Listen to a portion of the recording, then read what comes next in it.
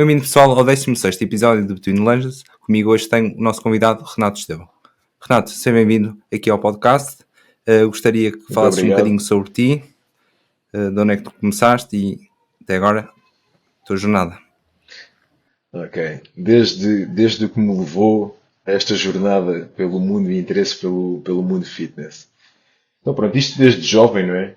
Temos começado desde pequeninos e desde pequenino que sempre gostei de praticar desporto, nomeadamente começando pela ginástica, indo pela natação, pelo basquetebol, pelo futsal, tudo e mais alguma coisa, praticando também ténis, sempre um aficionado do desporto. E entretanto, depois na secundária acabei por tirar o curso tecnológico de desporto. Depois, antes de entrar para a universidade, pensei o que é que realmente queria seguir. E então perdi-me um bocadinho, fui ali para a engenharia civil durante 3 anos. Depois percebi que realmente não era o mundo onde eu me enquadrava e lá voltei para desporto, tirei a licenciatura. Enquanto estava a tirar a licenciatura de desporto, foi onde eu comecei no mundo das competições. Neste caso, comecei a fazer as minhas primeiras competições de Men's Physique. Fui, primeiramente, eu a preparar-me a mim próprio e percebi que tinha algum potencial na coisa e fiz quinto lugar no regional e depois quarto lugar no nacional. Já nem sei o ano 2012, acho eu. E, entretanto, depois arranjei um preparador, consegui ser campeão nacional, consegui ser também campeão regional, campeão da P2K, que era uma competição que havia do Bestiga e do Time 2 Corpos. E pronto, depois fiz 10 competições no total. A última delas decidi que ia tentar competir lá fora. Na altura ainda não dava para ganhar para o Carlos cá em Portugal, ainda não havia. Então fui competir à Irlanda e depois na Irlanda fiquei em último. Ou seja, alguém que tinha sido campeão já nacional cá vai lá fora e a realidade era diferente. Então decidi, aí já tinha começado o meu negócio do acompanhamento online, ajudar pessoas, que é aquilo que eu gosto realmente, é ajudar pessoas. E comecei primeiramente a ajudar alguns amigos que sabiam que eu competia, deu-me alguma visibilidade, entretanto ainda estava a tirar a licenciatura. Comecei a ajudar as primeiras pessoas, decidi focar-me apenas nisso, depois terminei a licenciatura e comecei a dar os meus treinos presenciais, mas rapidamente percebi que o tipo de cliente que me cativava mais era mais o cliente do online do que o cliente do presencial. Ainda hoje em dia dou alguns treinos presenciais, mas muito mais focado na vertente online, pelo cliente, que acaba por ser uma pessoa um bocadinho mais autónoma, uma pessoa mais comprometida em termos globais, não é? E tu, não sei se dás treinos presenciais Sim, ou se dás faço só os dois online, também. acredito que um bocadinho dos dois. E pelo menos aquilo que eu sinto na minha experiência é que o cliente do presencial é uma pessoa mais dependente de ti e que depois tudo o resto, muito possivelmente treinar uma ou duas vezes por semana, para aquilo que as pessoas ambicionam, não é suficiente. E mesmo que um cliente presencial, que eu lhe prescreva o plano de treino para ele treinar mais uma ou duas vezes, ele vai falhar muito. E depois com a alimentação, por norma, é um desastre. Um compromisso diferente, não é? Como Portanto, disseste. é um compromisso diferente, sim. São pessoas mais dependentes e não tem problema nenhum. E atenção, e acho que ainda bem que há pessoas que gostam mesmo de dar treinos presenciais. Eu gosto de dar treinos presenciais porque eu gosto de pessoas, gosto de estar com pessoas e sinto que presencialmente, obviamente, que há algumas lacunas na parte online que, em termos de correção postural e tudo o que seja atenção ao detalhe, tu consegues ir muito mais próximo daquilo que é o nível técnico perfeito, que isso também considero que não existe. Quer dizer, é perfeito, mas é perfeito para cada pessoa, né? O que é perfeito para mim pode não ser Certo. perfeito para ti. Lá estás, biomecânicas diferentes, padrões de movimentos diferentes. E aí acredito que a pessoa, neste caso presencialmente, consiga fazer um trabalho mais detalhado nesse campo. Agora, para aquilo que eu gosto, que é ajudar um número maior de pessoas e pessoas mais autónomas, então foco o meu trabalho em ajudar pessoas online. Okay? Eu e a minha equipa, conto também, neste caso, com o nutricionista que trabalha diretamente comigo. Ok. Renato, Uma consegues-me introdução, dizer uma mais... introdução grande, uma introdução grande. Não, tranquilo, não tens problema. E eu gosto assim desses detalhes e tenho uma grande prazer nesse tipo de respostas. Consegues-me dizer quais são os teus objetivos e os objetivos também agora da parte também com a tua empresa, por assim dizer, agora neste ano e nos próximos anos? Tu tens? Objetivos em concreto. Neste momento, tentar, ainda tenho espaço para conseguir, neste caso, adicionar mais alguns clientes à minha equipa. Tenho ao longo dos anos melhorado muito a qualidade de serviço que tenho entregado aos meus clientes, quer seja em termos de conteúdo que eu vou publicando e vou tentando chegar também para ajudar os meus clientes, e em termos agora, por exemplo, fiz a aquisição de uma aplicação há pouco tempo. Neste caso consegui Ok. sair ali um bocadinho da parte dos Excels e os planos todos entregues também em PDF.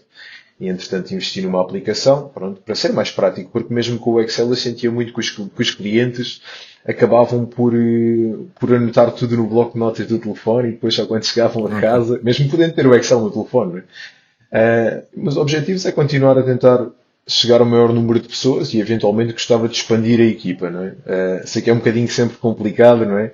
A parte de nutrição não foi tão complicado delegar para um profissional, porque lá está, apesar de eu ter conhecimento, não é a minha área, não é? E portanto, decidi logo delegar isso a um profissional, ao Pedro. Portanto, se ele entretanto vir, já sabe pronto, que é ele que faz aqui parte da nossa equipa. E adicionar também profissionais, neste caso ter personal trainers a trabalhar também comigo diretamente. Obviamente que isso seria uma ajuda para conseguirmos chegar a mais pessoas e ter mais pessoas na nossa equipa, em termos de número de clientes. Pá, todos aqueles que eu conseguir fornecer a maior qualidade de serviço dentro daquilo que é o padrão que eu exijo. Por acaso gostei muito dessa parte da qualidade de serviço, que é uma coisa que não, temos que ver o que é atingível para nós próprios, e como disseste, depois também acrescentar, não é? Que acredito que seja bem preciso de ter essa qualidade. Vamos começar um bocadinho com o nosso tema, Renato, que vai ser em questão de transformações corporais. Gostaria de Ok? perguntar agora o que é uma transformação corporal para ti, ou pelo menos uma definição base.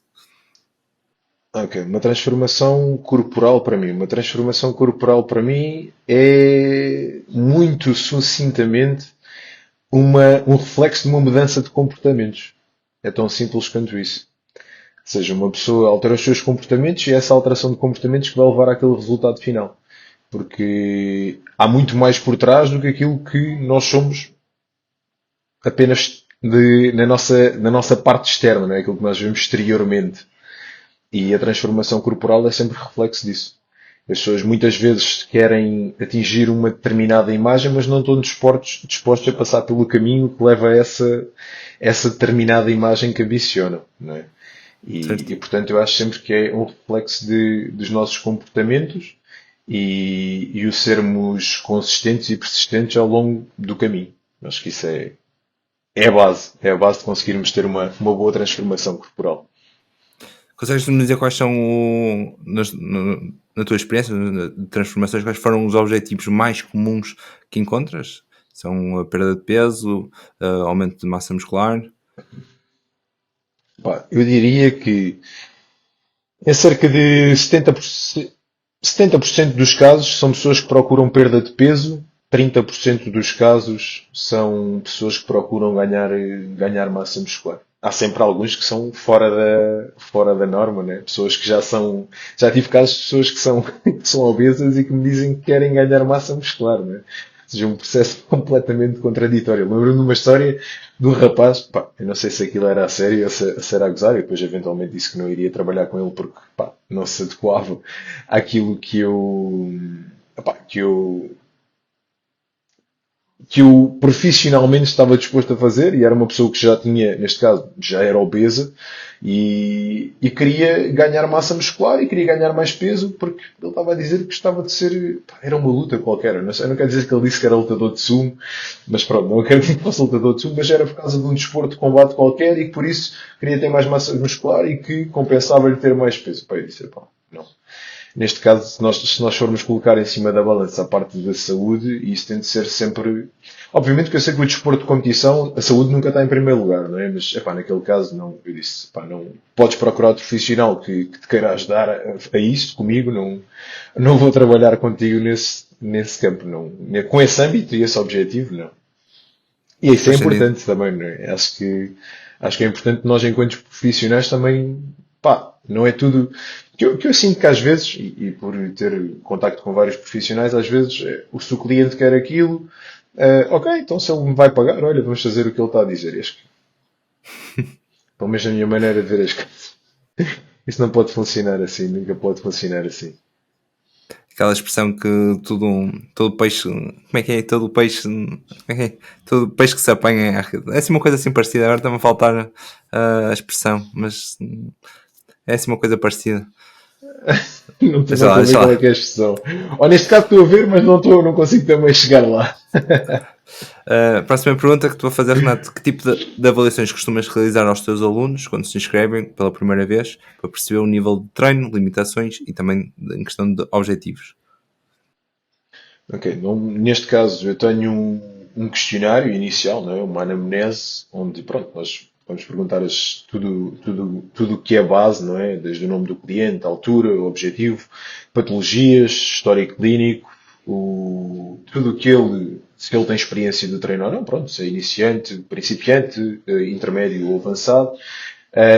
Depois também perguntamos sempre qual é que é a alimentação dele ao longo do dia, não é? Portanto, dizendo que está lá no nosso questionário, está descrito para ele fazer uma descrição das refeições que faz ao longo do dia e dizer o que é que come em cada refeição. Depois pergunto também os exercícios que ele mais gosta e que se sente mais confortável a fazer, neste caso seja alguém que já tem alguma experiência de treino, e quais são os exercícios que não gosta e que sente mais dificuldades em fazer. Não faço uma avaliação postural inicial. Depois o que eu faço sempre é todos os clientes quando começam a trabalhar comigo, e eu quando vou prescrever o plano de treino de acordo com todos os dados que está no questionário, inicialmente vou sempre solicitar os vídeos dos exercícios. Pronto, eu digo sempre que não é obrigatório, mas que fará todo o sentido, não é? Porque se Mais eu nunca valia. trabalhei com aquela pessoa, não tenho como saber se ele está a executar o exercício da forma correta e é assim, eu deixo isso ao critério deles, porque não posso exigir que me enviem, né? Porque ainda há pessoas que sentem alguma vergonha em fazer vídeos no ginásio. Mas digo sempre que é a única maneira que eu consigo optimizar o treino deles ou consigo verificar se realmente estão a realizar o exercício da forma mais correta. E essa taxa agora que falaste, essa taxa é alta, é baixa?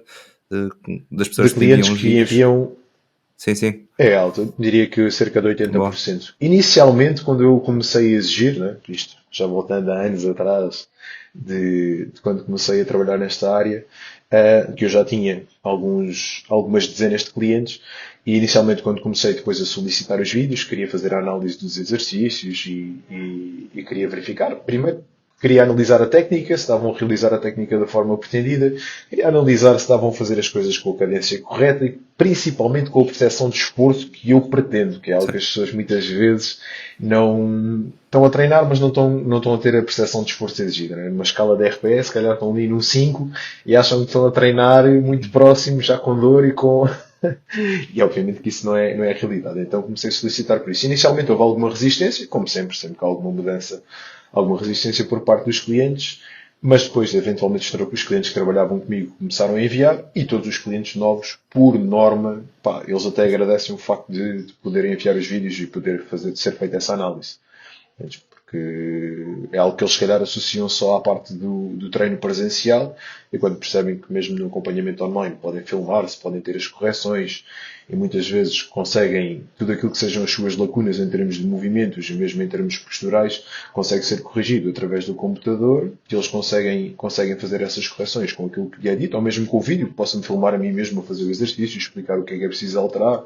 Muitas vezes com as minhas estratégias avançadas de Paint, que sou o craque, eu faço ali uns desenhos para explicar onde é que devem estar os segmentos do corpo e isso tudo.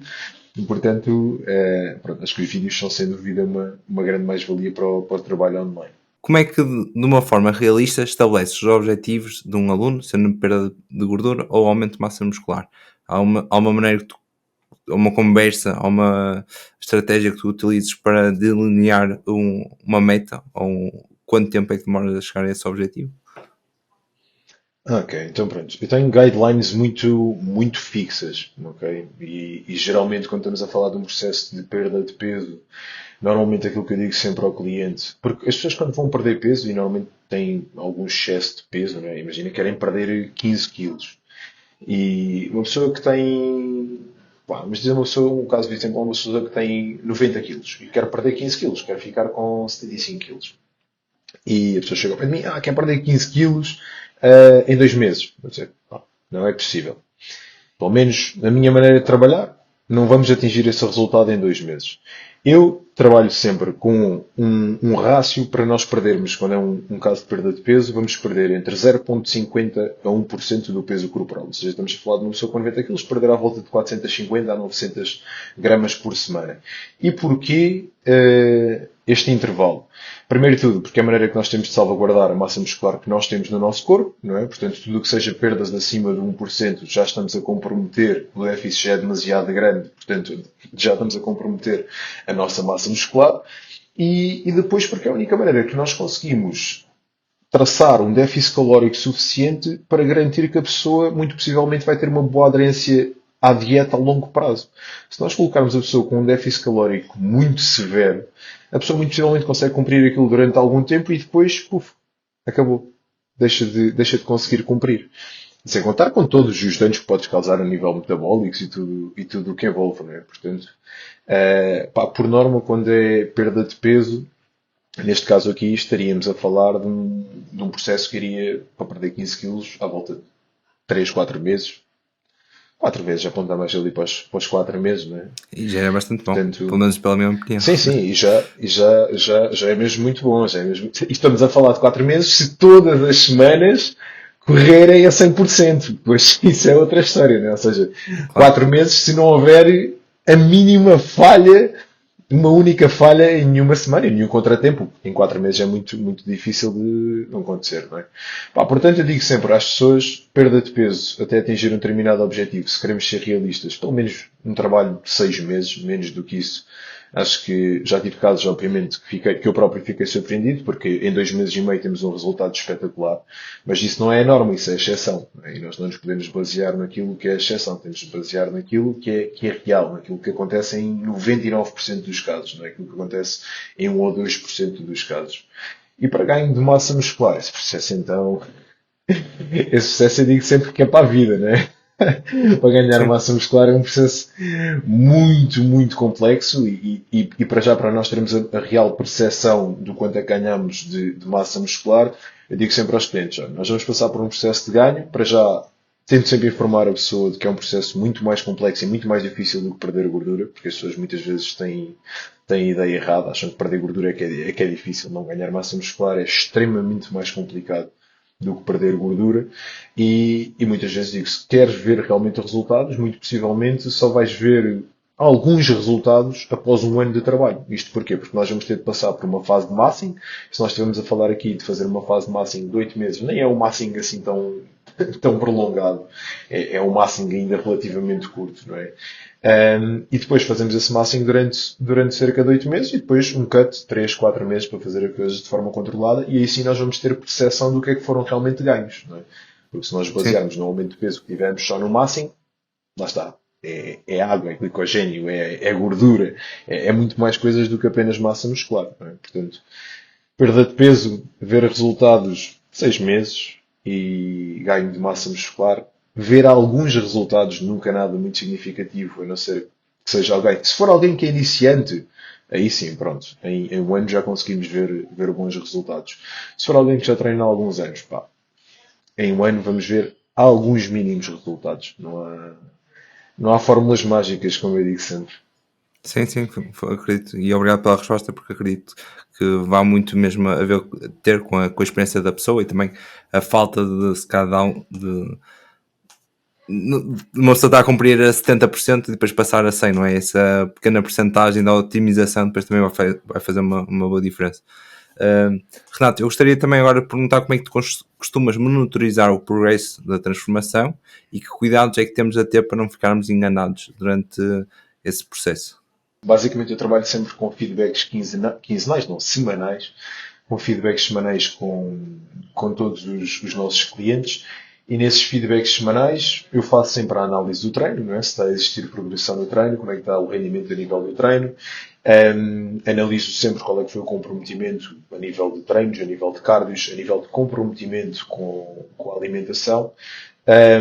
Analiso também, solicito sempre dados acerca das horas de sono, nível de stress e nível de energia dos clientes para perceber realmente como é que eles se sentiram naquela semana, né? Para perceber que realmente se, por exemplo, foi uma semana com muito stress, mesmo que eles tenham tido um comprometimento, obviamente que isso vai ter algum impacto no nosso rendimento no treino, né? E também a nível do peso corporal, por exemplo.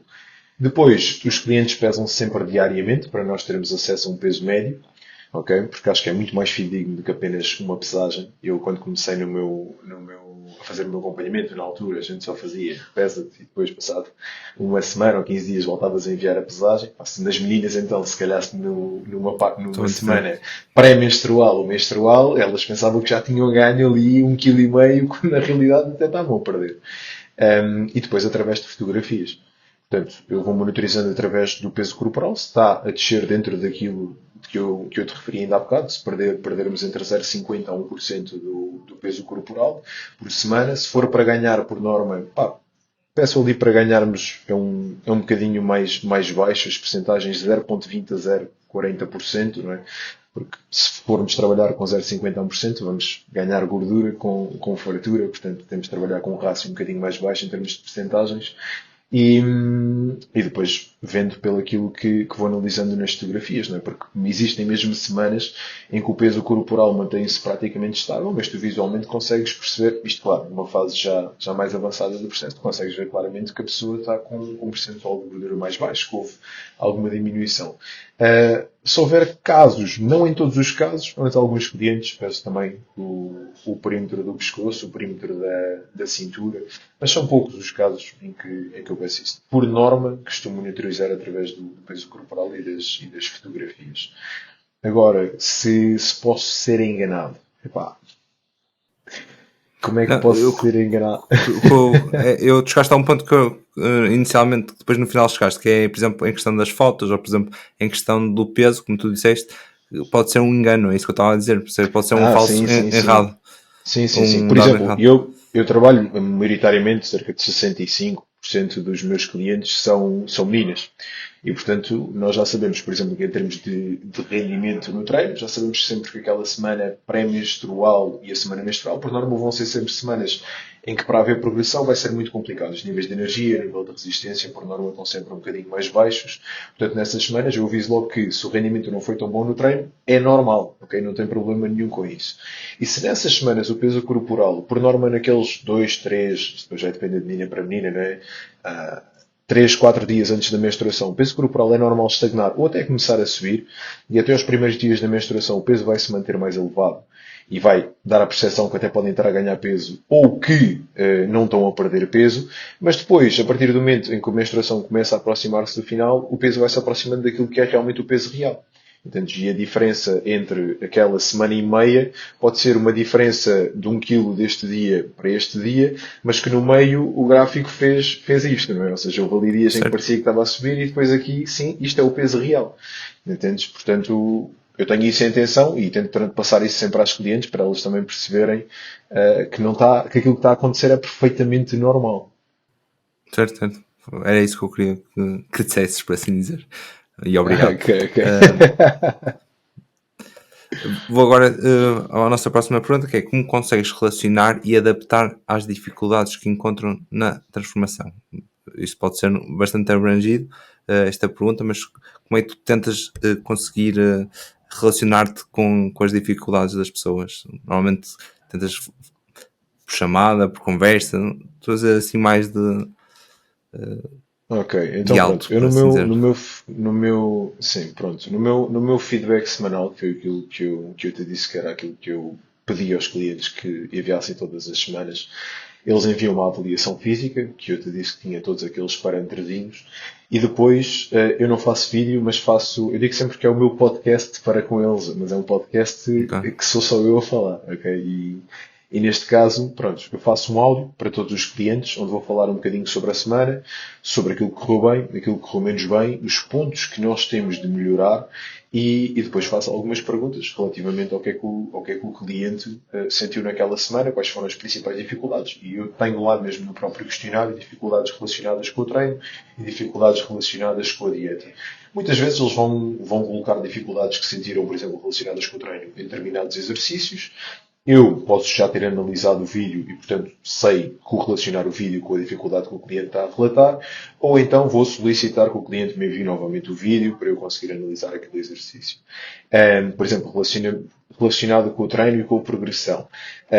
Há clientes que ficam em pânico porque não estão a conseguir progredir, principalmente em exercícios monoarticulares. Estamos a falar de musculaturas pequenas, por exemplo, no ombro, na elevação lateral de ombros. Eu não consigo progredir neste exercício, não é? Ok? E é normal não conseguires progredir. Se tu consegues ganhar uma repetição ou duas repetições ao longo de algumas semanas, é ótimo. São exercícios que são monoarticulares, onde tu tens pouca capacidade de produção de força com aquele músculo. A progressão é muito menor do que, por exemplo, numa leg press, em que tu vais conseguir progredir com muito mais facilidade, não é? Portanto, eu tento sempre ser o mais transparente possível com o cliente e também tento sempre que o cliente não pense, tento sempre dar um bocadinho a explicação do porquê das coisas serem assim e não simplesmente dizer, é normal. É normal não. Tento explicar ao cliente o porquê das coisas se desenrolarem daquela maneira e porque é que aquilo é assim e porque é que aquele exercício temos menos progressão comparativamente a outros exercícios, para o cliente também não sentir que eu estou só a dizer, é normal, ok, ele não quer saber do que é que eu estou aqui a dizer das minhas dificuldades. Entendes? Portanto, tento sempre explicar ao cliente porque é que aquilo é normal estar a acontecer. E relativamente à dieta, eu não sei se tu concordas comigo ou não, portanto eu vou dar aqui primeiro a minha opinião e depois vou-te pedir também se tu estás de acordo comigo ou não. Eu acho que as principais dificuldades que as pessoas encontram relativamente à dieta, e cada vez mais sinto isso por lidar com dezenas de pessoas diferentes, as pessoas nunca falham na dieta devido a terem fome. É raro falharem porque têm fome, porque a fome elas conseguem muitas vezes controlar. Agora, elas falham na dieta, primeiro devido à parte emocional. Houve algo na sua vida ou naquele dia que não correu bem, não correu de acordo com o esperado, e então a pessoa vai fugir na dieta e vai refugiar-se em algo, num alimento qualquer, que lhe proporcione algum sentimento bom. Não é? E depois, devido à libertação hormonal, eles acabam por ter esse sistema de recompensa. Depois, devido às ocasiões sociais, não é? A maior parte das pessoas falha porque socialmente a comida está quase sempre. Então, na nossa sociedade, não é? A comida faz sempre parte. Se é um evento social, há sempre comida e bebida. É sempre. E as pessoas depois não sabem controlar ou não sabem dizer que não. Muitas pessoas têm receio de dizer que não. Quer seja amigos, familiares, então, depois vão chamá-lo de maluco, que está a fazer dietas, que não está a aproveitar o momento, não está a aproveitar a vida e portanto, a parte social. E depois, por simples aborrecimento. As pessoas estão em casa, não estão a fazer nada de relevante, estão a ver televisão, estão no computador, estão simplesmente aborrecidas, não estão a fazer nada que exija a sua atenção, portanto, a cabeça está completamente dispersa e querem se manter ocupadas. Então vão comer os snacks, não é? E pronto, e é isto que eu tento passar às pessoas, que as pessoas, primeiro tento fazer algo que estimule, tento ter capacidade de dizer que não, porque eu não quero que ninguém prescinda de eventos sociais, eu quero que as pessoas vão aos eventos sociais, quero que as pessoas aproveitem os eventos sociais, mas é diferente tu estás no evento social e eu por já ter, se calhar sou um caso atípico, não é? Mas eu por já ter tido as minhas experiências todas de competição, eu ia sair à noite e toda a gente bebia, e eu bebia água, eu ia jantar com os meus amigos e ia com um Tupperware. Obviamente que não estou a dizer que ninguém tem de ir para um jantar e tem de levar um Tupperware, obviamente que não. Mas o facto de vais jantar fora e queres estar com os teus amigos, vai-te obrigar a comer aquilo que eles estão a comer, ou tu podes tomar uma decisão e comer algo mais saudável que permite estar com os teus amigos e que te permite, ainda assim, manter o comprometimento com o plano. Não vais conseguir pesar a comida. Ok, não tem problema, mas se tu comes um bife grelhado, se tu mandares vir uns vegetais, se tu pedires um arroz, se tu tentares controlar aquilo que estás a ingerir, não é para beberes um copo de vinho que te vai prejudicar os resultados.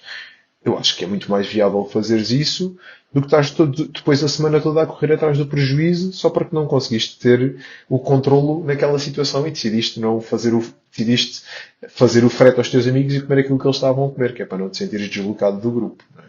Mas pronto, isto depois é toda uma conversa que tem de se ter semanalmente com os clientes. Não é?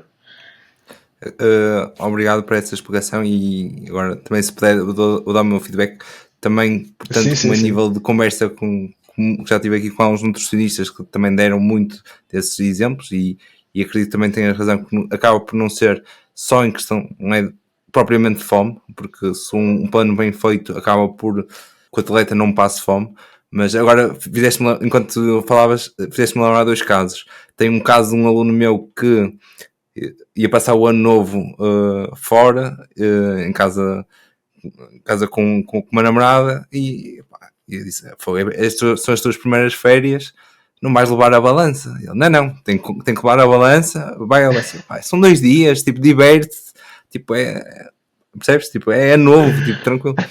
Pá, e também na semana passada tive a ver um feedback de um aluno meu que teve um aniversário e ganhou 3 quilos. Eu tipo, como é que tu num ou 2 dias ganhaste 3 quilos? Pá, comeste o bolo inteiro, meu. Só é a a única razão que é possível, não é? Pá, acho que nisso preciso individualizar bastante, não é? Pelo menos é a minha experiência e há vários casos e uma pessoa tem que saber lidar e acaba por vir da nossa experiência também como conseguir contornar e ajudar. Acho que isto foi assim uma Sim, resposta a acho que acho que é exatamente isso. É muito individual e cada pessoa enfrenta os seus problemas e cada pessoa depois vai buscar, lá está, a recompensa na comida de maneiras diferentes. E há pessoas que são, eu que eu digo sempre, eu tenho clientes meus, ainda há bocado tive uma cliente minha, em que eu lhe perguntei assim: "Epá, às vezes tenho dúvidas se tu és humano ou se tu és um cyborg, meu. Tu basicamente tu não falhas isto. Isto é à grama, isto é tudo exato, é tudo perfeitinho." Tenho outros clientes que, pá, à mínima oportunidade, eles vão saltar fora do barco. Eles vão aproveitar aquele momento que é para saltar fora do barco. Tem uma desculpa, não é? Que é válido, por isso acaba por ser muito, muito individual. E é o caso dos dois extremos que tu mencionaste muito bem, não é? Alguém quer ir de férias e quer levar a balança atrás. E eu tenho clientes que vão de férias e que se preocupam em alugar um Airbnb onde podem cozinhar e podem preparar as marmitas para o dia. E tenho outras pessoas que ainda falta 2 meses para as férias e já me estão a dizer: "Olha que eu vou de férias e não vou querer saber nada do plano." Portanto, são dois mundos diferentes e há que saber ajustar as coisas a cada um deles. E principalmente, eu acho que nesses casos é importante também, e isto acho que é importante ser falado, que é, toda a gente ambiciona, ou muitas pessoas ambicionam ter os corpos que vêem nas revistas, os corpos que vêem nas redes sociais, e o six-pack, e a menina com o glúteo gigante, que depois isso também acaba por ser muito a parte genética e das inserções do glúteo, que isso é conversa para muito papel. Mas o que acontece é que as pessoas muitas vezes ambicionam aquilo e há clientes que realmente estão dispostos a passar pelo processo e pá, eu dou-te o meu caso, eu não sinto, eu prefiro, eu também tenho um treinador e eu prefiro estar sempre seco o ano todo. Eu lido muito bem com a restrição calórica e por estar sempre em manutenção, eu lido muito bem com a fome, lá está. Pá, crescer para mim é que é um martírio, porque tenho de me obrigar a comer e não gosto. Por isso, para mim, ter um corpo que podia estar na capa de revista, sempre consigo six-pack o ano todo, era algo fazível. Primeiro de tudo, o meu metabolismo basal permite-me ter as calorias altas, depois também sou um gajo ativo, portanto as minhas NEAT também são altas, portanto permite-me comer minimamente bem e manter um six-pack. Isso depois também está correlacionado com a distribuição de gordura no meu corpo. Tu também tens um six-pack praticamente o ano todo, pelo menos desde que eu tenho estado a ver, por isso. Foi só Também sabes o que é estava a que ver é o pai há uma isso. semana, por isso estou a Ah, brincar. é? Mas depois há outras pessoas que ambicionam isso, mas que não estão dispostas a passar pelo processo e aquilo que têm de sacrificar. E lá está, se for uma pessoa que por si só tem pouca massa muscular, o metabolismo basal é baixo, tem um trabalho onde não consegue, neste caso, tem um trabalho, tem filhos, não consegue ter as NEAT muito altas, pá, através do treino e através do cardio, se ela depois também já tem os filhos, se já tem o marido, se já tem toda a vida para além daquilo que são as responsabilidades profissionais e do treino e dos cardios, muito dificilmente ela vai conseguir ter um gasto calórico suficiente, a não ser que esteja a passar uma fome dos diabos. Entendes? E se para essa pessoa, eu acho que não é realista ela ambicionar um corpo de capa de revista. Entendes? Porque o que ela tem de estar disposta a sacrificar para ter apenas aquele corpo, isso é uma conversa que eu tenho muitas vezes, que é, ok, tu queres ter o corpo desta influencer, mas tu estás disposto a passar por isto, por isto, por isto e por isto durante este tempo todo. É porque se calhar tu podes estar um bocadinho menos bem e estar muito mais feliz porque consegues ter muito mais equilíbrio em todas as áreas da tua vida do que simplesmente estares a prescindir de tudo, porque no teu caso exige realmente prescindir de tudo o resto para atingir aquele corpo. Entendes? Acho que essa conversa tem de ser tida com muitas vezes com os clientes. Não, porque eu odeio quem vende falsas imagens. É ter uma rapariga que tem as pernas finas, que a inserção do glúteo é um glúteo mais alongado, portanto, para conseguir ficar mais saliente é mais difícil, e ela manda um corpo do wellness e diz: epá, Renato, quer ficar assim? Epá, lamento, não nasceste assim, e por mais que treines não vais ficar assim. É o que é. E acho que às vezes falta um bocadinho esta frontalidade com os clientes, não sei se por medo de ferir suscetibilidades ou de perder o cliente, mas eu acho que nós temos sempre mais a ganhar se formos frontais e se formos realistas, não é? Do que a pessoa viver numa ilusão e vai depois procurar outro treinador, porque eu disse que ela não ia conseguir ficar assim e depois vai perceber que gastou dinheiro, gastou tempo, esforçou-se e nunca ficou próximo daquilo que era a imagem que ela tinha, que era realista para o seu corpo. Sim, faz todo sentido. E Renato, isso é algo que te acontece algumas vezes? De alguém dizer: "Oh, Renato, olha, quero começar a treinar contigo, está aqui a minha imagem que eu quero ficar, quantos meses é que eu preciso?" Ou dias? Logo inicialmente não. Entendes? Aquilo que eu sinto é Ok. que a pessoa, eu acho que nós somos eternos insatisfeitos, não é? E se calhar nós quando começamos um processo de acompanhamento, e tenho muitos clientes que querem começar um processo de acompanhamento, pá, realmente tenho muito boas transformações e muitos casos de sucesso, felizmente, tal como também tenho muitos casos de insucesso, não é? Porque pronto, não cumprem, não vêem os resultados.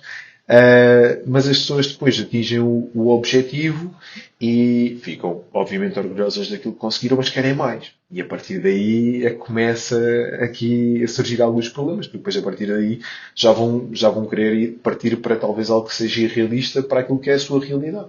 Entendes? E pronto, e é a partir daí que eu tenho de começar a ter um bocadinho mais cuidado com o cliente e tentar direcioná-lo na direção certa, dizer, olha, nós estamos assim, aquilo que é realista é conseguirmos conquistar isto nos próximos 6 meses e é criar objetivos a curto prazo e a médio prazo, mas também ser sempre realista, dizer, olha, esse corpo que ambicionas, pá, se calhar é uma questão de tu treinares com foco e a dar 100% de ti nos próximos 5 anos. É isso que estás disposto a fazer. Não Eu sei. acredito que E isso para é. além de todas as outras... Diz-me. Não, não, não, continua, continua. Desculpa ter-te interrompido. Não, eu estava a dizer, e para além de todas as outras variáveis que nós não conseguimos ter consciência de, nós não sabemos o que é que a pessoa realmente faz. Pronto, nos deixar assim em cima da Certo. mesa. Um exemplo que eu queria dar, por acaso é num caso que eu já conheci há uns anos, que era, por exemplo, penso que era uma nutricionista, mas era uma influencer, que fazia aquelas receitas fantásticas, super atraentes, mais parecidas com doces, que depois nunca acabava por comer, mas fazia de conta que comia, para dizer que tinha aquele corpo e que depois para vender essa imagem. E era um bocadinho o que estavas a falar anteriormente, mas é isso, esse pequeno engano que depois também eu acredito mais que seja em casos de homens que queiram ter um físico muito musculado e olham para uns exemplos que nós temos online que Uhum. nós não sabemos se são naturais e também sabemos que a genética também tem um papel e a estrutura tem um papel Preponderante. importante. A genética é, epá, e vejo isso, não é? Também por ter passado pelo mundo das competições. Epá, é ridículo quando tu consegues ver pessoas que são esforçadas até ao mínimo detalhe para conseguir conquistar 1 quilo de massa muscular e chega lá um artista, começou a treinar há 1 ano e só para cima de palco e é maior do que o outro que treina há 10 anos. Portanto, pá, a genética é brutal. Agora o que acontece é que é o que eu digo sempre aos clientes. Ah, mas eu gostava de ser como este gajo. Ok, mas tu sabes que este gajo, e aqui as redes sociais acabam por criar uma ilusão brutal, mas o que eu digo sempre é, tu vês este gajo na rede social, e depois tu vês este e vês outros muitos, não é? Mas tu tens de ter consciência que isto é 1% da população.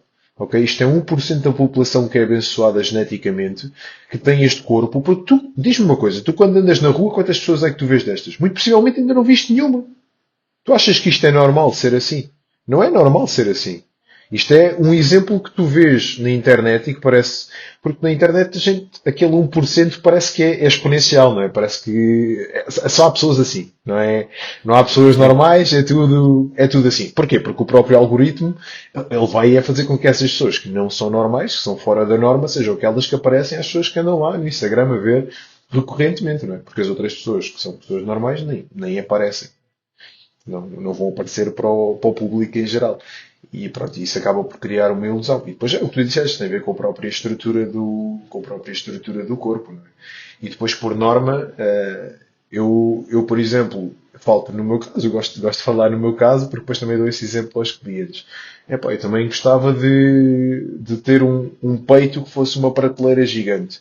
Também gostava de ter uns braços com 45 centímetros. Epá, mas nasci com umas boas costas e com os bons ombros. E as minhas partes fracas são aquelas que eu gostava de ter melhor, não é? E por norma a gente acaba por não conseguir ver aquilo que temos de bom e queremos é melhorar aquilo que temos de Certo. mau. Não é? E pronto, e por isso é sempre importante ter essas conversas com os clientes e as mulheres hoje em dia também já fogem um bocado para aí, entendes? Porque está muito, pá, 90% das mulheres querem ter um glúteo melhor, não é? E obviamente que é possível, não é? Que é possível ter um glúteo melhor, mas elas veem só as raparigas no Instagram que têm um glúteo brutalmente desenvolvido. Mas que são aquelas mulheres que, se calhar, sem treinar, também já tinham um glúteo melhor do que elas. Certo? Parece é que também são muitas mulheres assim, porque lá está, é aquele 1% das meninas que já têm um glúteo brutal e que depois parece que todas as mulheres têm aquele glúteo, que não é realidade. E o que eu digo sempre é pá, é possível melhorar-lhes o teu glúteo, obviamente, mas dentro daquilo que é a realidade do teu glúteo. Não é? Podemos sempre aumentar um bocadinho ali, quando perdermos mais gordura vai parecer que há um bocadinho mais subido aqui, e todas essas coisinhas, tudo aquilo que é aquela ilusão, não é? A ilusão que nós criamos quando estamos a moldar um corpo, mas ficar como aquela que está ali, isso será muito complicado. Não é? Ou eu vou-me surpreender muito, mas eu prefiro dizer que não vai ficar e depois surpreender e dizer, olha, ok, afinal ficou, afinal tu é que tinhas razão e não era eu, do que dizer, não, claro que é possível ficar assim. E a pessoa treina, treina, treina, treina, treina. Oh, Renato, isto não está a ficar como tu disseste que ia ficar. Entendes? Por isso, eu prefiro ser sempre mais realista com as pessoas e eventualmente surpreender-me. Pronto, há sempre alguns casos de Ambos, aberrações genéticas que exponencial, ambos. surpreendem. Sim. Sim. Tive um caso de um. Ok, gente, vamos falar sobre isso depois mais à frente. Portanto, depois logo te falo nisso. Assim, nós estamos a fugir um bocado do script, mas também está a correr bastante bem, por isso eu vou Ok, continuar ok. a fugir um bocadinho também. Ok. Falaste um bocadinho sobre transformações também em nível, por exemplo, do glúteo, da mulher, e acredito que em muitos casos as mulheres têm dificuldades em querer aumentar a massa muscular e não querer ganhar peso ou não ganhar gordura. Sei, de certeza que já passaste por essa situação, pela Passo tua expressão. recorrentemente. Gostaria de Passo saber o recorrentemente. que é que tu aconselhas ou qual é a tua maneira de agir quanto a esse passo. Lá está. Eu acho que é a frontalidade e a transparência. Ou seja, aquilo que eu digo sempre é, ok, se nós queremos aumentar o glúteo, e muitas vezes as meninas que chegam até mim, e foi aquilo que eu te disse, cerca de 70% dos clientes, quer sejam homens ou mulheres, acabam por querer perder peso e depois perdem peso, ficam com o corpo tonificado como gostam, e lá vem a questão. Ah, mas agora eu perdi muito volume glúteo e quero aumentar o meu glúteo. E eu explico, ok, então nós vamos passar por um processo onde vamos priorizar o glúteo, neste caso, na vertente do treino, mas para isto ser optimal, vamos ter de passar por duas fases. Ou seja, vamos ter de primeiro subir as calorias para uma fase de manutenção. Subindo para uma fase de manutenção, vou-te já alertar que na primeira semana, nas primeiras 2 semanas, tu vais ver logo um incremento no teu peso corporal. E não vai ser nada mais do que glicogénio, ok, e água. Porquê? Porque estás a comer mais hidratos de carbono, vai ser armazenado mais glicogénio dentro da tua musculatura, consequentemente cada grama de glicogénio vai requerer 3 gramas de água, portanto vais ver o teu peso corporal a subir. Não vais engordar. Isto vai ser a fase fantástica, não é? Que tu vais manter-te seca e vais ver o teu corpo, os teus músculos vão estar mais cheios, vais ver que tens mais peso, mas vais olhar ao espelho e vais ver que estás muito bem, portanto, esta é a fase boa. Fase de manutenção, por norma, pode ir.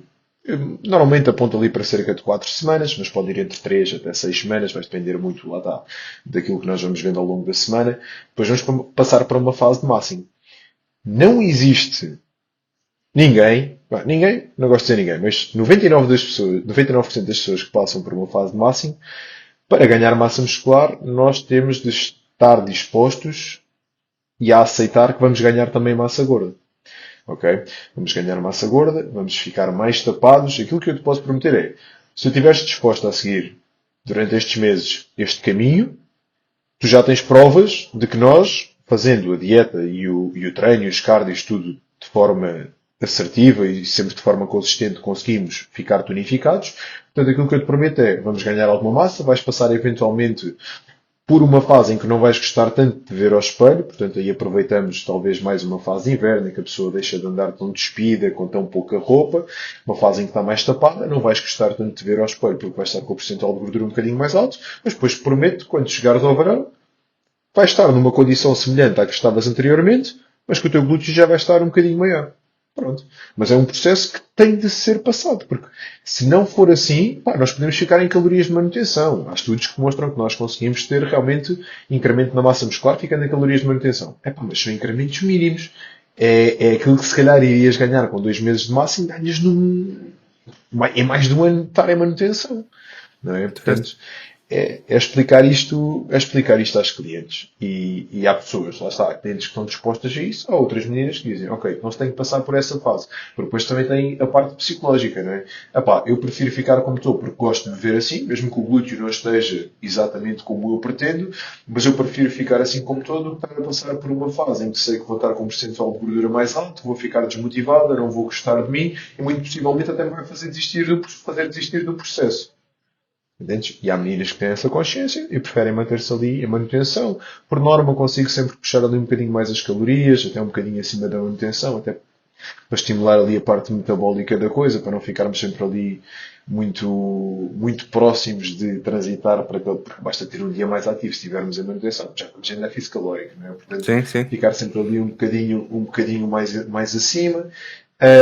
E pronto, e ela vê que há alguma diferença assim, depois baixamos um bocadinho as calorias, voltamos a afinar a condição e a coisa mantém-se. Pronto. Mas aí, lá está, eu que digo sempre, às vezes há determinadas situações em que nós não temos de ambicionar ser muito mais do que aquilo que já temos, não é? Que é aquilo que eu estava a te dizer. Pá, é possível melhorar um bocadinho que seja, estando em manutenção. Ok? Então, se isso é a maneira, se é a maneira de tu conseguires manter o processo e que não te vai fazer desistir, então vamos por esse caminho. E também já experienciaste o inverso? De pessoas que ok, agora faz sentido. Eu creio que deve ser raro, mas experienciaste o inverso de uma rapariga que me dissesse: olha, eu gosto de estar assim, não quero perder a minha massa muscular, não quero fazer uma restrição Sim, calórica para não sim. perder a minha massa muscular. Sim, sim, já tive casos de raparigas que decidiram, e tive agora o caso recentemente de uma rapariga que eu até publiquei a transformação, porque lá está, depois aqui acaba por ir muito um bocadinho, e eu publiquei, foi até agora a última transformação que eu publiquei, acho eu.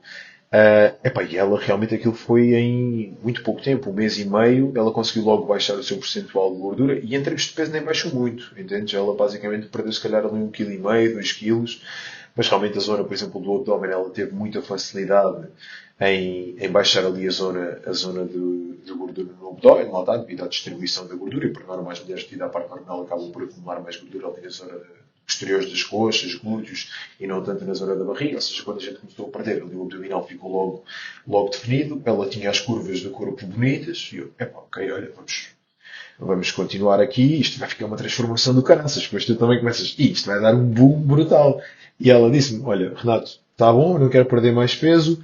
Sinto que já estou a perder um bocadinho de glúteos, já estou a perder também o volume das minhas pernas, não quero perder mais peso, por mim ficamos assim. E podemos começar a transitar, assim ainda podemos comer umas quantas calorias antes de chegar ao próximo verão, podemos transitar para a manutenção, fazer um máximo. Eu, pronto, ok, então é válido. Porque eu também vou sempre dizer, nas conversas que tenho semanalmente com eles, eu digo, olha, o corpo realmente já está muito bem, isto já é algo que 95% das raparigas gostava de estar, se dá para ir mais além, dá. Estás disposta a isso? E pronto, ela nesse caso não quis, disse que já estava bom assim, e pronto. É respeitar e siga. Por isso, sim, já aconteceu e até foi recente. Ainda bem que aconteceu. Há sempre os dois casos, não é? Em questão alimentar, que solução tentas encontrar para quem não queira contar calorias ou não seja incapaz de controlar as refeições, seja pelo ambiente social ou por opção própria? Sei que também trabalhas como nutricionista, mas também deves interagir nessa parte, certo? Sim, sim, sim. O nutricionista, eu digo que o trabalho do nutricionista é sempre feito em back-office, ou seja, o nutricionista não tem contacto direto com os clientes, sou eu que o tenho, e mesmo pequeninos ajustes na nutrição, por exemplo, se o cliente tem de baixar 100 calorias, seja o que for, basta baixar um bocadinho nas guarnições, nas refeições principais, sou eu que Ok. faço esses ajustes. Portanto, tenho algum controle também nessa parte. Clientes que não estejam dispostos a contar calorias, a pesar a comida, a fazer um controle de porções, é praticamente impossível, não é? Tu conseguires ter sucesso com essas pessoas. E, por norma, eu digo sempre, é algo obrigatório. O que é que acontece? Já tive casos de clientes, isto depois é engraçado, não é? Já tive casos de clientes, e vou relatar aqui o nome de uma cliente minha, que é a Natasha, e ela também é minha amiga. O nutricionista prescreveu a dieta, ela começa a fazer a dieta, os resultados a aparecer, a aparecer, a aparecer. Resultados muito bons. Depois é que ela me diz. Eu disse, o peso depois acabou por estagnar, e a gente baixou ali mais umas caloriazinhas, e o peso depois, aquilo mantinha-se igual. E disse, Natasha, o que é que estás a fazer? E depois ela finalmente disse-me, é que eu nunca tive a pesar a comida, eu ia vendo mais ou menos a olho o que é que, o que é que estava a fazer. Eu disse, mas isso funciona até certo ponto, não é? Porque basicamente, depois quando tu queres mexer em pequenas coisas, como é que tu vais ter percepção do que é que realmente... Mas já, se tu nunca pesaste em primeira instância, nem sabes se estavas a comer realmente aquelas calorias que foram prescritas ou não. E depois vais fazer o quê? Estás a meter 5 colheres de arroz e vais meter menos uma, mas é possível fazer esse controle, não é? Que é o controle das porções. Mas é muito menos fidedigno, não é? Muito menos fidedigno. Portanto, por norma, só trabalho mesmo com clientes que vão pesar a comida. E neste caso, é a mesma coisa do que com clientes que eu só trabalho com clientes que treinem em contexto de ginásio ou com clientes que treinem com determinado material. Tem de ter barra com pesos, tem de ter halteres ajustáveis, tem de ter banco, tem de ter uma rack. E são poucas as pessoas que têm isso, não é? Então, as pessoas dizem, quer treinar em casa. É assim, com aquilo que eu sei que se tu fizeres um treino que eu te prescrever para casa, um vídeo qualquer que tu vejas do YouTube, vai dar a mesma coisa. Portanto, vê um vídeo do YouTube e não gastes o teu dinheiro comigo. Não faz sentido. Não faz sentido. Tudo bem que há pessoas que, é a minha opinião, vale do que vale. Obviamente que tu estiveres a treinar, mas lá está, não está a dar um PT sequer pela câmara, portanto, qual é a diferença entre estás a dizer, olha, faz aí uns squat jumps, faz aí uns burpees, qualquer treino tem isso, entende? E depois não tem a parte de calcular o volume de treino, não tem periodização, não tem progressão. Para mim não dá. Portanto, e com a alimentação é a mesma coisa. Se não estás disposto a pesar, a contar, e tem poucas pessoas a contar calorias, até porque a contagem de calorias, tem margens de erro um bocadinho maiores, não é? Lá está, do que estar a seguir o plano exatamente. Portanto, aquilo que eu peço sempre, e tenho alguns clientes que fazem contagem de calorias, e esse caso vai ser bom para falar daqui a bocadinho contigo sobre aqueles casos que não estavam a ser de sucesso e depois realmente começaram a ser de sucesso. Um, e, E neste caso, aquilo que eu digo sempre é que pá, se não fazem isso, então pronto, não dá para trabalhar, porque não vos consigo Isso. garantir os vossos resultados. Por acaso é bom ter essa honestidade e é bom ver esses. Mas eu também tenho um bocadinho essa opinião de pá, as pessoas têm que querer, não é? E têm que o fazer. E eu sei que há muitas pessoas que têm esse entrave de pá, mas eu não me vejo a fazer isso, eu não estou assim tão dedicado, por assim dizer, a fazê-lo. Mas é a minha experiência, e espero que não tenhas tido muito destes casos, mas depois também vamos falar um bocadinho sobre isso, não é? Sim. Em questão de treino, também gostaria de perguntar, acredito que muitas pessoas têm, se calhar, um dos maiores problemas deve ser em questão de tempo. Há uma orientação que tu costumas dar, ou pelo menos ferramenta que utilizas para esse tipo de pessoas? Ok, então, primeiro de tudo, no questionário inicial, eu pergunto sempre à pessoa se a pessoa, qual é o tempo que a pessoa tem disponível, não é? E depois, para já, como a maior parte do meu cliente não é um cliente avançado, é um cliente iniciante ou um cliente intermédio. E o que acontece? A maior parte das pessoas, isto principalmente com muitas meninas, não é? Epá, elas quando começam a trabalhar comigo, elas vêm, então, mas eu só estou a fazer 2 séries de cada exercício. Só a fazer 2 séries, isto não é nada. Assim, no total de um treino, se calhar tem 8 séries. Eles vão fazer isto em menos de nada. E depois qual é o feedback? Ok, 8 séries de um exercício em que consegui tirar muito melhor rendimento, em que consegui estar a trabalhar com cargas muito mais altas, consegui trabalhar com mais progressão de cargas ao longo das semanas. Porquê? Porque basicamente aquilo que eu ensino é a fazer muito com pouco e não o contrário, que é aquilo que elas fazem, que é com muito fazem Como- pouco, não é? Portanto, primeiro de tudo e eu começo sempre, de uma maneira preventiva, talvez não seja a palavra certa, mas começo sempre com um volume de treino muito baixo e lá está, através dos vídeos vou ver a qualidade de treino que a pessoa está a fazer, através de RPE, da escala de RPE, percepção de esforço, qualidade técnica, amplitude dos movimentos e consegui logo perceber se a pessoa tem realmente treinado bem ou tem treinado mal. Pá, se for uma pessoa que já tem algum nível de treino, que já dá para trabalhar com um bom volume e que depois, se calhar, nós não conseguimos transitar, não conseguimos colocar esse volume de treino para o pouco tempo que a pessoa tem, não é? Se a pessoa tem uma capacidade de recuperação, se calhar de 20 séries de quads e 20 séries de glúteo na semana e tu consegues, só para meteres isso em 2 sessões de treino, vês-te completamente lixado para o Impossível, tempo que sim. ela tem, aí tu acabas por utilizar as estratégias avançadas, que é aquilo que eu acabo por utilizar. Acabo por utilizar os drop sets, acabo por utilizar as rest pause, acabo por utilizar as long length partials no final, na última série, como se estivéssemos a acrescentar mais meia série, e depois pronto, vou calculando isso tudo, e depois vou tentar aproximar com as técnicas avançadas o volume de treino equivalente àquilo que seriam séries tradicionais. Pronto, portanto, é utilizar essa estratégia. Mas lá está, isso é utilizado com pessoas que já têm algum nível de treino. Pode ser que um cliente chegue ali e nem sabe fazer um exercício bem tecnicamente e bora de rest pause e drop sets e long length Sim, partials sim. e tudo e mais alguma coisa. Sim, mas faz sentido, pelo menos o raciocínio para conseguir progredir com um pouco tempo, não é? Que a pessoa tem. Consegues-me contar um ou dois casos positivos de transformações dos teus alunos que acreditas que foi tanto uma jornada de obstáculos, tanto para ti como para o teu aluno? Ok, então, tenho aqui uma história interessante que foi de um cliente, do Yuri. E lá está, tal como eu te disse anteriormente, eu só trabalho maioritariamente, ou neste momento exclusivamente, com pessoas que têm determinado material para treinar e que neste caso frequentam o ginásio. O Yuri desafiou-me, porque ele sempre treinou em ginásio e foi daí que eu o conheci, que ele me conheceu também ainda quando eu estava a acabar a minha licenciatura.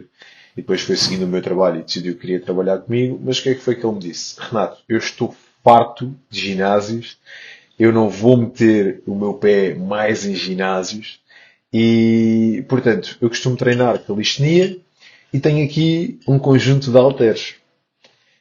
Pá, e eu aceitei o desafio. E, portanto, aquilo que eu fiz foi, pronto, muito baseado no treino de calistenia e no pouco que eu tenho conhecimento dessa área, porque não é a minha área, não é? Mas pronto, um treino muito baseado em elevações e em chin-ups e em flexões, todos os diferentes posicionamentos que podemos fazer com flexões, e depois com os halteres para conseguir, pronto, trabalhar mais alguma coisa. Claro que o trabalho de pernas, que é aquilo que também costuma ser uma grande lacuna na parte da calistenia, acabou por ficar um bocadinho mais condicionado, mas a realidade é que a transformação dele em 3 meses foi simplesmente brutal, brutal, brutal, brutal. E lá está, era uma daquelas situações em que quando ele me pediu ajuda para nós fazermos esta transformação, e quando ele me apresentou as condições eu pensei, bom, ok, eu sei que ele tem um bom shape, sei que ele já tem alguma experiência de treino, isto vai ser uma papa, não é? Vamos ali para o ginásio, meto o gajo a treinar como deve de ser, meto ele a comer como deve de ser, isto vai ser fantástico. Não quero mais ir ao ginásio. E eu, ok.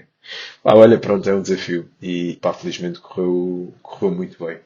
Mas pronto, se calhar não ia correr bem para muitas outras pessoas, mas foi um desafio que foi interessante e acho que foi uma transformação muito boa. Ótimo. E Renato, agora consegues-me dar um caso, ou pelo menos um caso, ou pelo menos vários motivos que tu viste que muitas das tuas transformações, ou basta uma transformação que não tenha conseguido o melhor resultado, ou que a pessoa tenha acabado por desistir? Consegues-me dizer assim um ou dois casos? Ok, um caso. E neste caso eu fiquei um bocadinho muito confuso com o que é que realmente poderia estar a acontecer, e quer eu, quer o nutricionista, porque neste caso deste cliente, e que foi-me passado por uma personal trainer do Norte, e portanto a gente foi fazer a parte do acompanhamento mais na parte só da nutrição. Claro que depois ela tinha PT com ele e nós depois também fazíamos algumas indicações de qual eram os guidelines a nível de treino, que tínhamos acesso ao plano de treino e tudo aquilo que ele estava a fazer. Pronto. E pronto, o nutricionista fazia o trabalho de back-office, e eu fazia o acompanhamento dele. Epá, estamos a falar de alguém que tinha um grande excesso de peso, que perdeu cerca de 20 quilos. Mas para aquilo que era o objetivo dele, ainda tinha de perder mais, cerca de 20 quilos. O que é que acontece? O peso simplesmente deixou de descer, não é? E isto quando estamos a falar de casos de obesidade ou de pessoas que têm realmente muito excesso de peso, é normal que ao fim de determinada perda, estagne. E, portanto, a gente temos de fazer aquilo que nós falamos de diet break, não é? Portanto, temos de fazer uma fase de diet break em que aumentamos um bocadinho as calorias, aproximamos as calorias das calorias de manutenção, para permitir ao corpo restabelecer-se, digamos assim. E pronto, nessa fase as coisas correram muito bem. Ele até aproveitou e tirou aí 2 semaninhas de férias. E depois de ter tirado essas 2 semaninhas de férias, eu disse, olha, ele tinha ganho talvez 2 quilos, ou seja, ainda estava com um saldo super positivo de 18 quilos perdidos, não é? Então, tudo certo, ok, vamos voltar ao déficit calórico. Vamos voltar ao déficit calórico, mas o peso simplesmente não descia por nada. E ainda começou a subir ligeiramente. Aquilo não fazia qualquer sentido, não é? E eu próprio falei com o nutricionista, nós marcámos uma videochamada com o cliente, para tentar perceber tudo aquilo que se passava, o que é que. Pá, porque matematicamente aquilo não fazia qualquer sentido, não é? E mesmo Sim. fisiologicamente, se tu quando passas para uma fase de manutenção, o teu corpo sobe um bocadinho, mas não tiveste um aumento excessivo do peso corporal, voltas ao déficit. Epá, e eventualmente foi mesmo daqueles clientes que eu próprio desisti. Entendes? Não foi o próprio cliente que desistiu. Ele queria continuar comigo e eu recusei-me a continuar com ele. E isto porquê? Porque é que eu digo sempre aos clientes. Eu gosto muito de ajudar pessoas e a partir do momento em que eu sinto que não estou a ajudar as pessoas de forma alguma, então eu acho que já não estou a fazer nada. Imagina, se há pessoas que querem estar num processo de manutenção, obviamente que eu sei que a minha ajuda para com essa pessoa é diferente para alguém que ainda quer perder 20 quilos. Entendes? Ou seja por Sim, que sim. fator for, seja porque metabolicamente ele ficou completamente alterado, o que eu duvido muito que seja, seja por ele simplesmente já não estar a cumprir aquilo que era estipulado, pá, aquela situação marcou-me porque eu próprio tive de desistir, porque senti que já não estava capacitado para ajudar a pessoa, seja por que factor for, e a partir do momento em que já não, se a pessoa já não está a ir ao encontro daquilo que ela pretende, já não faz sentido para mim continuar. Desculpa a minha pergunta, mas também sentiste algum tipo de desonestidade nesse caso? Não, Entendi, Ok. isso é que me deixava um bocadinho mais cético relativamente a tudo aquilo que estava a acontecer, porque simplesmente não conseguia compreender. Entendes? Porque há aqueles casos em que tu sentes realmente que. Porque ele desde o início sempre foi muito transparente e realmente os resultados estavam a aparecer de semana para semana, mês para mês, a gente ainda trabalhámos durante largos meses. Ele foi sempre 100% honesto, ou seja, ele mesmo quando falhava, e que era normal, quando tu estás a fazer um trabalho de vários meses com as pessoas, é normal que haja falhas, não é? A não ser que sejam Sim. aquelas raras exceções, os cyborgs que eu mencionei. É normal existir falhas e está tudo bem com isso. E ele sempre mencionou, e a partir do momento em que depois o peso realmente parou, nós fizemos o diet break, ele também foi sempre 100% transparente, ele abusou até nas férias e o peso nem subiu nada por aí além. E depois quando volta aquilo que era o déficit calórico, as coisas simplesmente deixou de responder, o corpo simplesmente deixou de responder. E pronto, é daquelas coisas que tu ficas a partir a cabeça, colocas, eu pelo menos, epá, eu coloco sempre dúvidas de mim próprio, que eu digo sempre, que até a minha namorada está-me sempre a chatear, que eu digo sempre que sou um bocado burro e que tenho muito para aprender, então eu começo logo a colocar aqui tudo em cima da mesa, não é? Aquele síndrome do impostor, de, epá, será que sou eu que não sei aqui alguma coisa não? E falta-me aqui conhecimento na área. Mas depois também falei com um nutricionista e ele também ele não conseguia perceber o que é que estava a acontecer. E pronto, são casos, infelizmente faz parte, né? Não conseguimos às vezes Sim. decifrar determinados enigmas. Eu acho que esse síndrome é bom tê-lo, mais vale tê-lo do que não ter e simplesmente não é descartar e tentar não aprender, por assim dizer. Mas também é a opinião minha. Uh, Renato, conselhos consegues dar a alguém que está a começar a sua transformação corporal? Conselhos a que eu dou a alguém que esteja a iniciar a sua transformação corporal. Temos de estar dispostos a mudar as nossas rotinas, a mudar os nossos comportamentos, porque nós temos de pensar sempre que aquilo que é a nossa rotina habitual e os nossos comportamentos anteriores que nos levaram a este início de processo levaram-nos à condição atual, que é aquela que tu desgostas, que é aquilo que te faz sentir mal, que é aquilo que te faz querer ter uma imagem diferente. Portanto, tens de estar disposto a mudar muito daquilo que era a normalidade para ti. Não é? Porque foi aquilo que eu disse inicialmente. A transformação corporal será sempre reflexo daquilo que são os teus comportamentos. Portanto, primeiro temos de abrir isso, temos de estar dispostos a fazer aquilo que não estávamos a fazer anteriormente e saber que vai ser uma jornada que vai implicar sacrifícios. Não é? Porque eu não conheço nada que te traga um bom resultado sem implicar algum sacrifício da tua parte. Não é? Se nós queremos comprar algo que queremos muito, temos de prescindir do dinheiro. Se nós queremos ter um bom resultado na escola, temos de estudar muito. Se nós queremos ganhar dinheiro, temos de estar dispostos a trabalhar. Portanto, tem de haver sempre uma moeda de troca. E neste caso é um sacrifício, não é? Quer seja em termos de tempo, quer seja de comprometimento com a dieta, não comer aquilo que te apetece, não é? Não é não comer aquilo que gostas, porque eventualmente dá sempre para nós colocarmos alimentos que tu gostas na tua dieta, mas é comer dentro daquilo que tem de ser e não aquilo que tu gostarias que fosse. E estar disposto a esse sacrifício e ser uma pessoa disciplinada ao longo do tempo, de forma consistente, para atingir o determinado resultado. Acho que isso é o que as pessoas têm de ouvir e têm de estar dispostas a fazer para ter uma transformação corporal. É isso, concordo perfeitamente.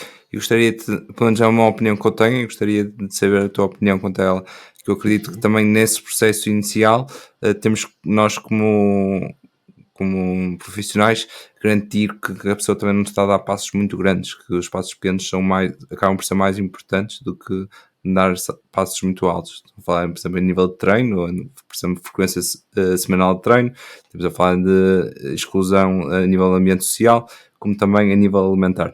É algo que tu concordas? Concordo a 100%. Concordo a 100%, porque as pessoas querem logo começar a fazer muito e isso depois não é sustentável a longo prazo. Não é? Ou seja, eu acho que inicialmente devemos definir um número realista de número de treinos semanais. Mais vale treinar 2 vezes em que realmente vais treinar essas 2 vezes do que querer treinar 5 e depois acabas por treinar só 1 ou 2 vezes. e definir também algo que seja realista a nível de dieta. Ou seja, se inicialmente tu estás habituado, tens vindo a ganhar peso em todo o tempo nos últimos anos, significa que deves comer quase sempre acima daquilo que são as tuas calorias de manutenção. Comes sempre em surplus calórico. Ok, então vamos começar com uma dieta de manutenção. Vamos ver como é que o teu corpo responde. Primeiro de tudo, se estás em manutenção, vais logo sentir que perdes alguma água, o peso vai descer inicialmente. Vês como é que tu te sentes na dieta. Ok, agora vamos colocar um pequeno déficit, saber como é que respondes. Ok, e acho que isso é extremamente importante. Os pequenos passos, em vez dos grandes passos. Obrigado. Ainda bem que estamos alinhados. Renato, há mais alguma questão que gostasses de colocar aqui no podcast? Não, Alguma coisa acho que que me está sintas que tudo não foi campeão. falado? Quero Não? só, quero só desejar-te o maior sucesso aqui para o teu podcast Obrigado. e a todas as áreas da tua vida e mesmo no trajeto fitness e que todos os teus clientes também tenham sucesso e que consigas ajudar o maior número de pessoas possível. Basicamente é Obrigado. isso. É isso que eu quero. Há espaço para todos e é o que eu digo sempre. Quando os clientes me procuram, metem-se com e como é que tu fazes, como é que tu não fazes e como é que tu sabes que vais ser o melhor treinador para mim. Pá, não existe, posso eu ajudar, pode ajudar o Francisco, pode ajudar a Natasha, qualquer pessoa, eu acho que, pá, pelo menos eu quero crer que qualquer profissional da área tem capacidade para te ajudar. Tu deves escolher aquele com o qual tu te identificas mais. Portanto, acho que isso é o mais importante. Renato, obrigado e obrigado pela tua presença, pela tua experiência e também gostei muito de ver a tua honestidade no teu trabalho e ver os valores do bom profissional que acredito que o sejas. Eh, Gostei Muito bastante obrigado. de ter aqui presente e espero ver-te aqui outro dia para partilhares mais casos de sucesso e insucesso. Por isso, obrigado e queria te dar um grande abraço.